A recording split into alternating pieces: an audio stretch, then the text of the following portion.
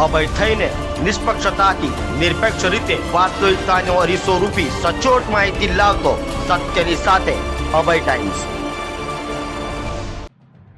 સુરતમાં બેફામ બસ ચાલકે અકસ્માતની ઘટનાને અંજામ આપ્યો હતો। વરાછા એકે રોડ પરથી પસાર થતી એસટી બસના ચાલકે સ્ટીયરિંગ પરથી કાબુ ગુમાવતા બસ પલટી જતા મુસાફરોને ઈજા પહોંચતા હોસ્પિટલે ખસેડાયા હતા।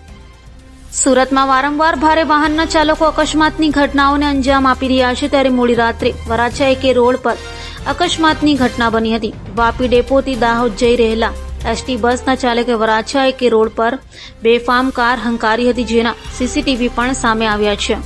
તો બેફામ બસ હંકારી ચાલકે સ્ટીયરિંગ પરથી કાબુ ગુમાવતા બસ પલટી મારી ગઈ હતી, જેમાં કેટલાક મુસાફરોને ઈજા પહોંચતા 108 મારફતે સારવાર માટે સ્મીમેરમાં ખસેડાયા હતા। તો ડ્રાઈવર દારૂના નશામાં હોવાની ચર્ચા જોવા મળી હતી।